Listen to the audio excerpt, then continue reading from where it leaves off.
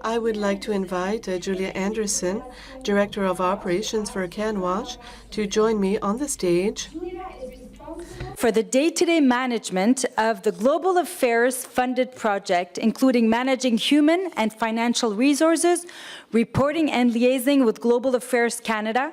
She works closely with the Executive Director to implement the organizational strategic plan and long-term fund diversification and sustainability plan. So please help me welcome to the stage Ms. Julia Anderson.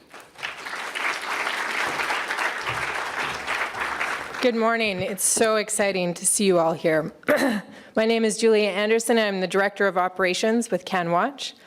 And let me reiterate Helen and Stan's warm welcome to everyone. We've done a lot of planning for this conference, and we're very excited to see you here.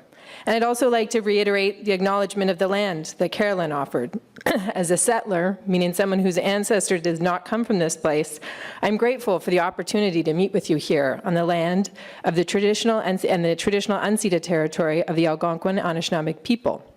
I also acknowledge the teachings that I have gratefully received from the Anishinaabe people of my region, Peterborough, called Naganjuang.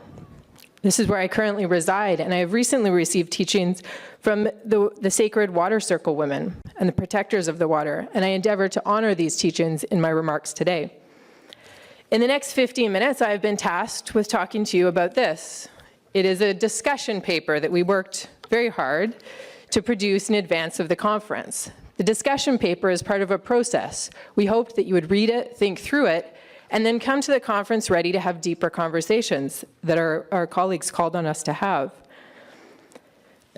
We looked at the program and thought through what are the questions we want to answer over the next 2 days, and how are we going to get there? And we thought maybe if we provided you some context in advance, it would be a quicker and easier pathway.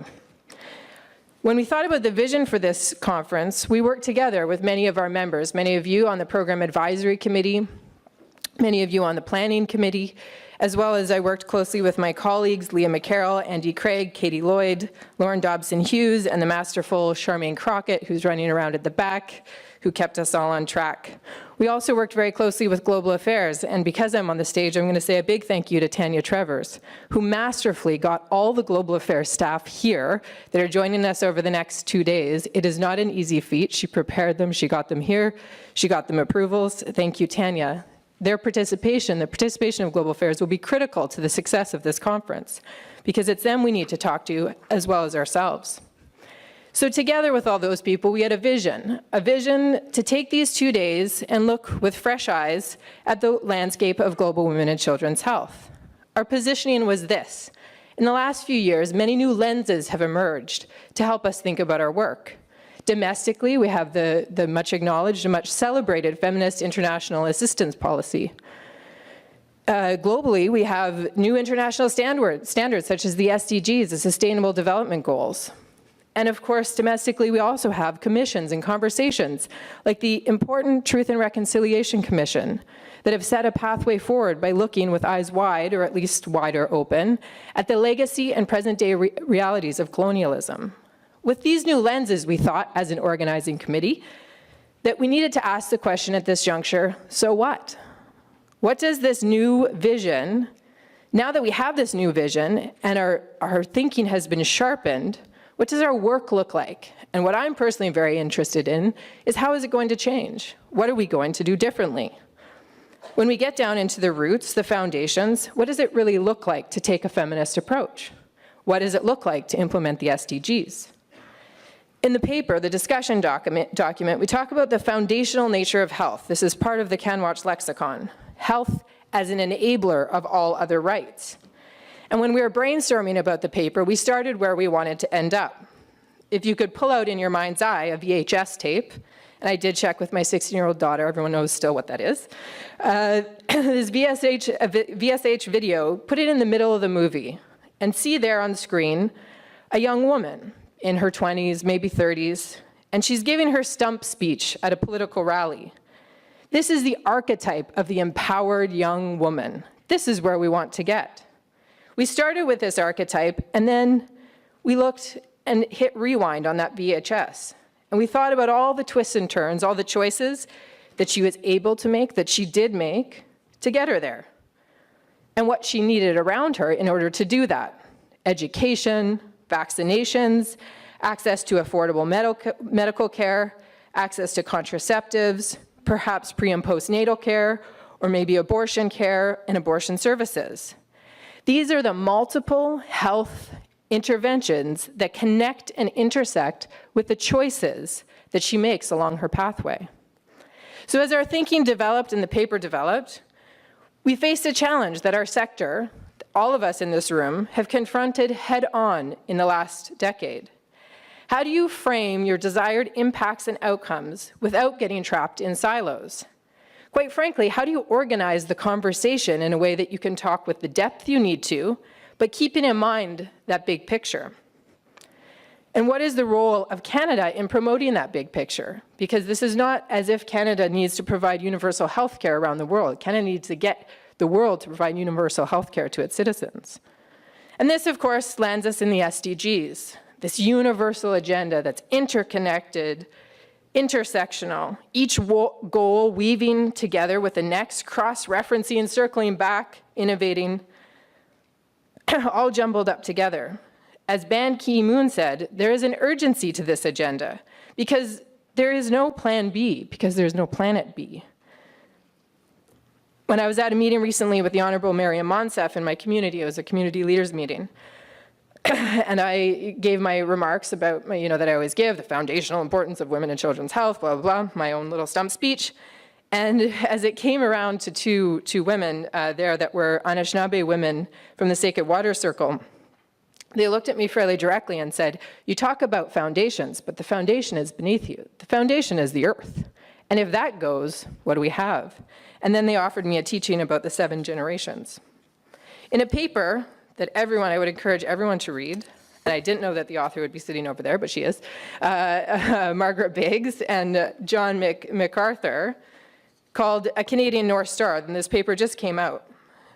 And they talk about the SDGs as a tool for putting everyone on the same page, literally and figuratively.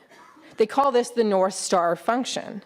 And I quote, "The North Star function offers the SDGs' greatest opportunity, a common guidepost that everyone can see regardless of initial vantage point." That's an important sentence. A common guidepost that everyone can see regardless of initial vantage point. This is the universality.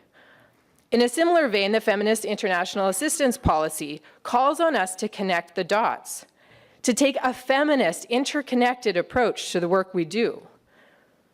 No longer silo-wise, no longer, as Carolyn was mentioning, sort of that vertical approach, but a horizontal approach. And we need to ask the question, what does that mean for our work? What are we going to do differently if we're taking a feminist approach? And how does that match up or mesh with a gender transformative approach, a gender equity approach, a gender equality approach? What are these things? What are the definitions? And how are we going to apply them to our work? These answers and the links are not yet fleshed out. That's why we're having this conference.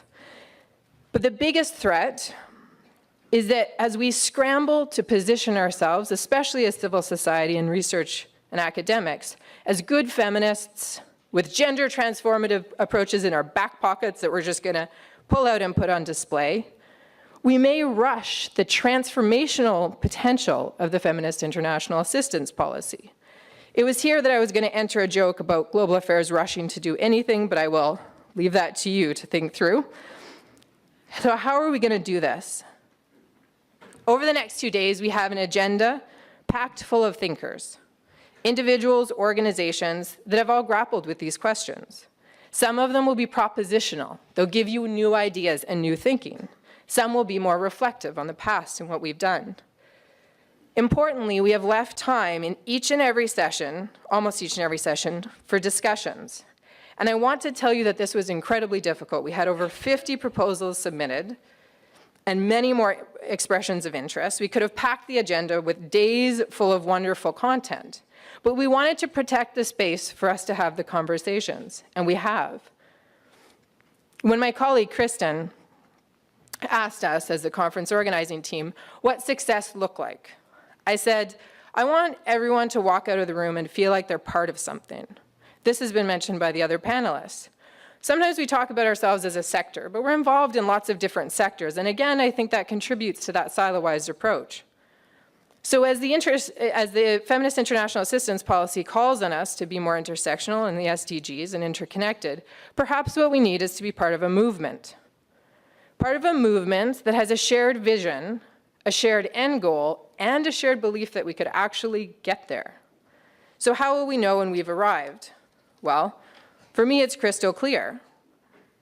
As a woman, I've got a career, good education, a family. And if I trace back through the choices I've made, there have been some tough ones. There have been some difficult decisions, but there's never been the impossible decisions. I've never had to choose which of my children to vaccinate, which of my children should go to school over one over the other. When I became pregnant, even as a very young woman, I knew I had options to choose to terminate or maintain my pregnancy, and that either choice would not be a death sentence. Tough choices, yes. Life-changing choices, yes. But impossible decisions, no. And that's because of universal health care. That's because of the role of the government in supporting my own health and rights. I expect the same for my daughters and my sons. And why do I say this? Well, I say it because it's possible. If I'm here, then it's possible to give women what they need to get where they need to be. It is possible to stop millions of children dying from perfectly preventable causes. Preventable is the giveaway word. They are preventable. It's possible to stop millions of women dying because they become pregnant and they need to make a choice, often both choices resulting in their early death. The fact is, these are the realities of many women around the globe, and it's not okay. I agree with what Peter said and Michael, that we need to be both frustrated and angry, because this is not about not having the solutions. This is not about not knowing what needs to be done. It's about a lack of political will to actually do it. I haven't planned a political march at the end of the conference, although I'm sure I could fit it into the logical framework if you want to march. But I do hope that as you walk out of this room, you feel like you're part of a tidal wave of change. We have sessions that we hope will motivate you to go deeper and further in your work, to do more, to do better, and to figure out how to tell the government, not just this one, but governments around the world, to do their job and provide for the health and rights of their citizens. Tomorrow we'll have a facilitated session in the afternoon where we're going to get down into the details of what this could look like and what Canada's role should be. I ask you to bring your good thoughts, your good ideas, and to participate actively. I'll also be walking around for the next 2 days with a notepad. And if you have any great ideas, please share them with me. Lauren Dobson-Hughes, who I don't know if she's in the room yet, but will also be walking around the room. She'll be writing the conference outcomes document, and she wants to take your ideas, as well as members of the Program Advisory Committee. So we've planned the conference. We've provided a bit of a discussion document. Now it's your turn. We turn it over to you, and I say, let's just do it. Let's just figure it out. Let's come to some new conclusions, and let's figure out what our work's going to look like. Thank you.